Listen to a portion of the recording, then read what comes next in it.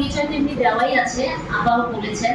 তো আমি পড়াশোনা করেছি ফুড অ্যান্ড নিউট্রিশন নিয়ে, অনার্স মাস্টার্স করেছি এবং নিউট্রিশন অ্যান্ড ফুড সায়েন্স নিয়ে আইএমএফএস থেকে এমফিল করেছি। আজকে আমার টপিকটা আমার সময় স্বল্পতার জন্য এমনকি ইয়েটাও দেওয়া হচ্ছে না, পিপিটিটা দেওয়া সম্ভব হচ্ছে না। আমি মোটামুটি যতটা চেষ্টা করবো খুব সহজভাবে আপনাদের বলার জন্য। আমার টপিকটা হচ্ছে the modern teenage lifestyle and hormonal problem. Modern teenage lifestyle এইটাকে কি বুঝতেছি, কিভাবে ব্যাখ্যা করবো সেটা বলছি। তার আগে আমি জানি আজকে সবাই সকালে ঘুম থেকে কয়টায় উঠেছেন? এখানে আসার জন্য আপনাদের টাইম কি দেওয়া হয়েছিল? 10টা। আচ্ছা, তাহলে তো মনে হয় 8টা থেকে উঠে প্রিপারেশন নিতে হয়েছে, কিংবা কেউ হয়তো কাছে 9টায় 9:30টায় উঠে দৌড় মেরে চলে এসেছেন। কে কে নাস্তা করে এসেছিলেন আর কে কে নাস্তা করে আসেননি? তো নাস্তা করে আসেনি, এই যে এতগুলোই এতগুলো মানুষ নাস্তা করে আসেনি। কে কে আজকে সকালে সেশন, আপনাদের ক্লাসগুলো কখন থাকে? সকালে বেশিরভাগ খুব সকালে থাকে, 9টায় নাস্তা তো করে। তাহলে আপনারা রাতে ঘুমান বেশিরভাগ কোন টাইমে? 12টার আগে, 12টার পরে? মোস্ট অফ 12টার পরে। সবার এখানে 4th ইয়ার পর্যন্ত আছে, রাইট? তাহলে টিনেজের মধ্যে তো ম্যাক্সিমামই পড়তেছেন, রাইট? তো টিনেজের মধ্যে যদি করতেছেন, এখনো আপনাদের হরমোন কিভাবে কাজ করতেছে? অনেক অনেক বেশি, আমাদের থেকে আপনাদের হরমোন কিন্তু বেশি কাজ করতেছে। তাহলে আমাদের হরমোন সেশনটা তো অবশ্যই লাগবে। আমরা এটা শুনি। আচ্ছা, এখন এই আমাদের এই মানে যেটা হলো যে এই লাইফস্টাইলের সাথে আমাদের হরমোনের অনেক বেশি জড়িত। বিশেষ করে এই টিনেজে আমাদের হরমোনের যে সিক্রেশন গুলো হয়, যে আমাদের যে স্বাভাবিক জীবনটাকে অনেক বেশি প্রভাবিত করে, সেটা জানবো।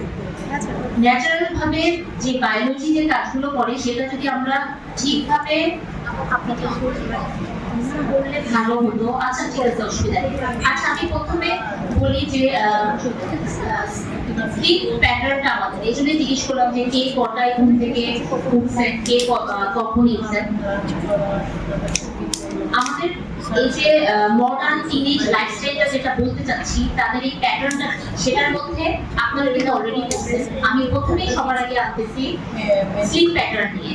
স্লিপ প্যাটার্নটা হচ্ছে গিয়ে যে স্লিপ প্যাটার্নটা সবার আগে মানে বলার কারণ আমাদের ঘুমের ব্যাপারটা।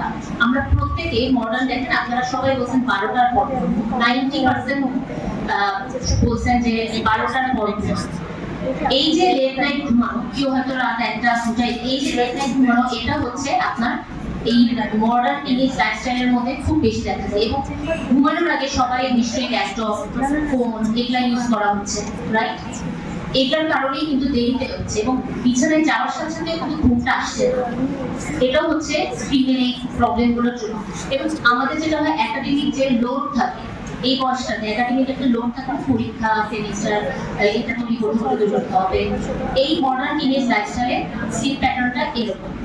এবং তাদের ডায়েট আর নিউট্রিশন, এখন পরের স্টেজ যেটা ডায়েট আর নিউট্রিশনটা ওদের কেমন থাকে? খুব দ্রুত কোনো কিছু খাওয়া যাবে হাতের কাছে।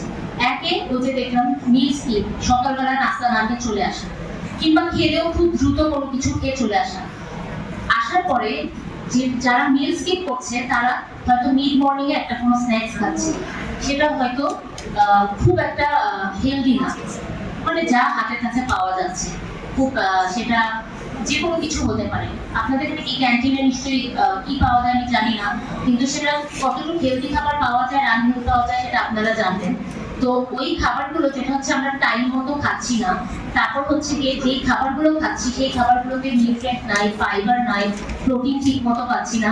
তো এই যে ফাস্টফুড খাচ্ছি এবং সুগারি ড্রিঙ্ক খাচ্ছি, এই জিনিসগুলো কি হচ্ছে আমাদেরকে এই লাইফস্টাইল যে আমি পরে বলবো প্রভাবগুলো, আমি আপনাদেরকে আগে সংজ্ঞায়িত করছি যে এই মডার্ন লাইফস্টাইলটা কি হচ্ছে।